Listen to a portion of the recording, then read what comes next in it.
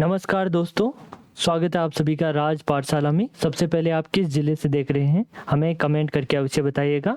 राज पाठशाला पर आप सभी का बहुत बहुत स्वागत है। राजस्थान के हमारे जितने भी बुजुर्ग, विधवा माताएं बहनें और विकलांग भाई बहन सामाजिक सुरक्षा पेंशन का लाभ ले रहे हैं, उनके लिए इस वक्त की सबसे बड़ी और धमाकेदार खुशखबरी निकल कर आ रही है। अगर आप भी हर महीने पेंशन का इंतजार करते हैं तो आपके लिए बड़ी अपडेट है। अप्रैल 2026 की बढ़ी हुई पेंशन राशि यानी पूरे 1300 रुपये आपके बैंक खातों में ट्रांसफ़र होना शुरू हो चुके हैं।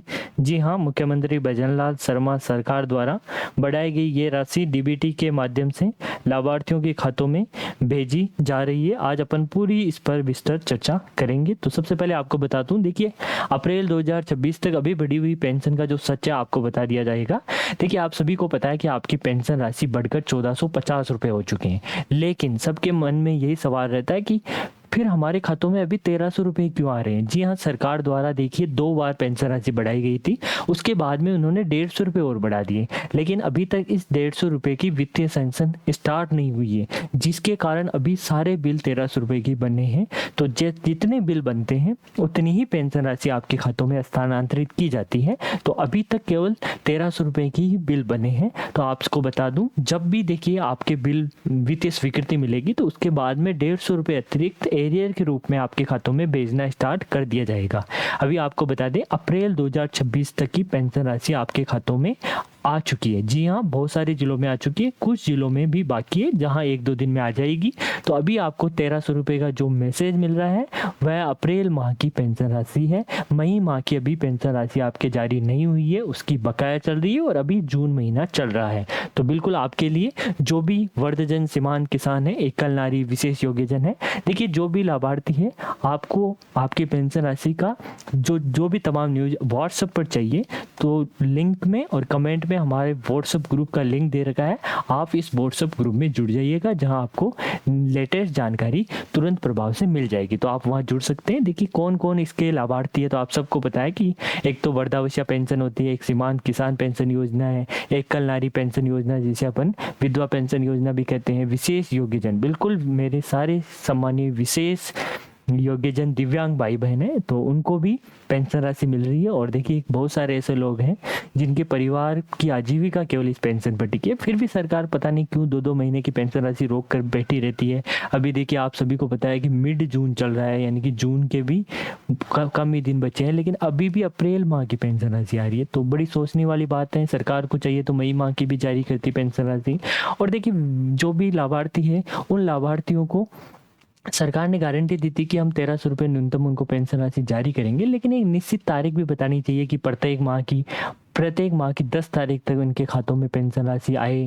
सरकार को इस प्रकार की पॉलिसी बनानी चाहिए कि ताकि ये जो भी जिनका आजीविका इस पेंशन से चलती है उनके लिए थोड़ा सम्मानजनक हो, उनको हर बार ढूंढना ना पड़े, यूट्यूब पर ना भटकना पड़े, कई लोगों से पैसे उधार ना लेना पड़े। तो इस प्रकार की पॉलिसी सरकार को बनानी चाहिए कि प्रत्येक माह की 10 तारीख को ऑटोमेटिक इसके बिल जनरेट होकर इनके खातों में डीबीटी के माध्यम से 1300 रुपये डाले जाए। लेकिन सरकार देखते हैं बजट का बहाना बनाती रहती है। आप सबको पता है कि पिछली सरकार द्वारा ये 15% स्वतः वृद्धि का नियम लाया गया था और ये बड़ा ही नियम आपके लिए सार्थक साबित हुआ था कि इसी नियम के तहत आपकी पेंशन राशि 750 से 1000 तक पहुंची थी, 1000 से 1250 तक पहुंची थी, 1250 से अब आपको 1300 मिल रहे हैं और आगामी दिनों में आपको 1450 रुपये मिलेंगे। तो ये सभी 1150 रुपये पहुंची थी। आप सभी को पता है कि ये 15% का जो सरकार द्वारा पॉलिसी लाई गई थी तो बड़ी ही सम्मानजनक पॉलिसी थी। किस प्रकार आपकी पेंशन की जर्नी है, किस प्रकार आपकी पेंशन राशि बढ़ी। अब कुछ लोग बोल रहे हैं कि हम पेंशन का स्टेटस कैसे चेक करें, तो आपको स्टेटस चेक करने के लिए सबसे पहले अपने पीपीओ नंबर लेने हैं।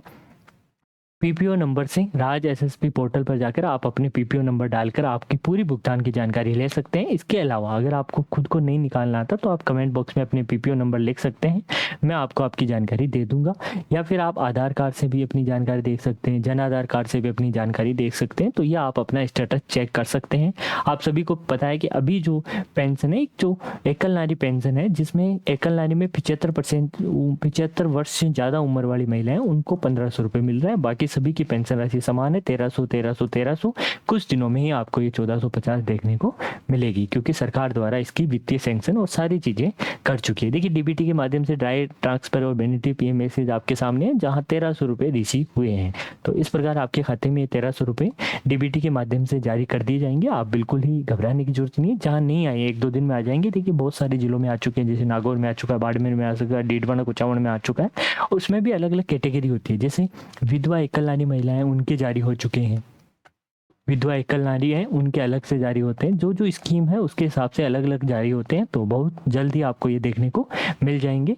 देखिए अगर आपकी पेंशन आपके खाते में नहीं आई है तो तुरंत आपको ये 3 काम करने चाहिए। तो सबसे पहले आप सबको बता दूं कि अप्रैल 2026 तक आपके खातों में पेंशन राशि आ चुकी है, और अभी तक जिनके भी खातों में इससे पहले की पेंशन राशि बकाई है तो उनको सबसे पहले 3 चीज़ें करनी है। सबसे पहले अपना वार्षिक भौतिक सत्यापन यदि आपका बाकी है, ये नहीं हुआ है तो आपकी पेंशन अस्थायी रूप से रुकी हुई है, तो आप अपना जो ऑथेंटिक बायोमेट्रिक या फेस ऑथेंटिकेशन से अपना सालाना का वार्षिक सत्यापन अनिवार्य करना है। तो पहला तो ये जरूरी है। दूसरा, आपका जो बैंक खाता है वह जन आधार में जुड़ा हुआ होना चाहिए। तो ये आप देख सकते हैं कि जन आधार में आपका बैंक खाता हुआ जुड़ा हुआ होना चाहिए। तीसरा, आपकी बैंक की केवाईसी कंप्लीट होनी चाहिए। तो ये 3 काम आपको करने हैं। उसके बाद में भी आपकी पेंशन नहीं आ रही है तो आप 181 जो कि संपर्क पोर्टल है, राजस्थान संपर्क पोर्टल, उस पर अपनी शिकायत दर्ज करा सकते हैं। वहां आपको उत्तर मिल जाएगा कि किस कारण आपकी पेंशन रोकी हुई है। तो ये सारी चीज़ें, तमाम चीज़ें आपकी नज़र में होनी चाहिए। आप सभी को पता है कि अभी 91 लाख से ज़्यादा पेंशनधारी राजस्थान में है, तो बड़ी संख्या है। इसलिए सरकार के पास में ही बजट का अभाव रहता है, तो सरकार तभी आपकी पेंशन रोक रखी रहती है। लेकिन सरकार को ऐसी पॉलिसी, ऐसा सिस्टम बनाना चाहिए ताकि जो कि ज़रूरतमंद है, बहुत से दिव्यांग भाई बहन ऐसे हैं जो 1300 रुपये से अभी भी उनका गुजारा नहीं होता, 1450 हो जाएंगे तो भी नहीं होगा। तो सरकार को सोचना चाहिए कि उनकी कम से कम 2000 रुपये पेंशन राशि उनकी तो होनी चाहिए। मानता हूँ सभी के लिए ज़रूरी है, लेकिन दिव्यांग भाई बहन हैं उनके लिए सरकार स्पेशल ऐसा लेकर आए कि उनकी कम से कम 2000 रुपये न्यूनतम उनको पेंशन राशि मिले, ताकि उनका आजीवन गुजारा चल सके। बहुत से दिव्यांग भाई बहन अपने घरों से निकल नहीं पाते, तो ज़रूरतमंद लोगों के लिए ही ये स्कीम शुरू की गई है, तो इनका लाभ मिले। बहुत सारे फर्जी लोग भी पेंशन उठा रहे हैं, तो सरकार से निवेदन है कि ऐसे लोगों के खिलाफ कार्रवाई करें, और जितने फर्जी निकलते हैं उनका जो हिस्सा, जितना बजट ज़्यादा आ रहा है वह इन्हीं में बजट बांटे, ताकि इनकी पेंशन राशि बढ़ सके, ताकि ज़रूरतमंदों को इसका लाभ मिले। तो ये मेरा वीडियो था जिसमें मैंने जानकारी आपको दी। अगर कोई भी सवाल आपके मन में डाउट हो तो आप तुरंत कमेंट बॉक्स में हमें पूछ सकते हैं। हमारा चैनल है राज पाठशाला, तो इस राज पाठशाला को आप सब्सक्राइब कर लीजिए। अभी तक आपने सब्सक्राइब नहीं किया है तो, क्योंकि आपको लेटेस्ट जानकारी राजस्थान की यहाँ आपको मिल जाएगी। और मैंने जो व्हाट्सअप ग्रुप है उसका लिंक डिस्क्रिप्शन बॉक्स में दे दिया, तो वहाँ से आप व्हाट्सअप जुड़ सकते हैं, ताकि आपको तुरंत आपकी जानकारी आपको मिल सके। वीडियो में अंत तक बने रहने के लिए आप सबका बहुत बहुत धन्यवाद। राम राम सा। एक बार फिर आप सभी से यही निवेदन करूंगा कि आप वीडियो को लाइक, शेयर, सब्सक्राइब करना मत भूलिएगा। जो भी जितने भी लाभार्थी हैं उन तक आप मेरे वीडियो को पहुंचा दीजिएगा, ताकि बहुत सारे लोग इससे जुड़ सके, उन्हें भी अच्छी जानकारी मिल सके। देखिए हमें कोई फेक न्यूज़ नहीं देते, एकदम रियल जानकारी आपको देते हैं, क्योंकि बहुत से ऐसे चैनल है जो कि फर्जी न्यूज़ें देते रहते हैं व्यूज़ के चक्कर में। तो ऐसा अपन नहीं करते। अपन तो जो ऑथेंटिक न्यूज़ होती है, जो हमारे सोर्स से हमें पता चलता है, वही न्यूज़ मैं आपको आपके पास लेकर आता हूँ। तो इस तरह की तमाम जानकारियों के लिए जुड़ते रहिएगा राज पाठशाला से। आज के लिए बस इतना ही। धन्यवाद।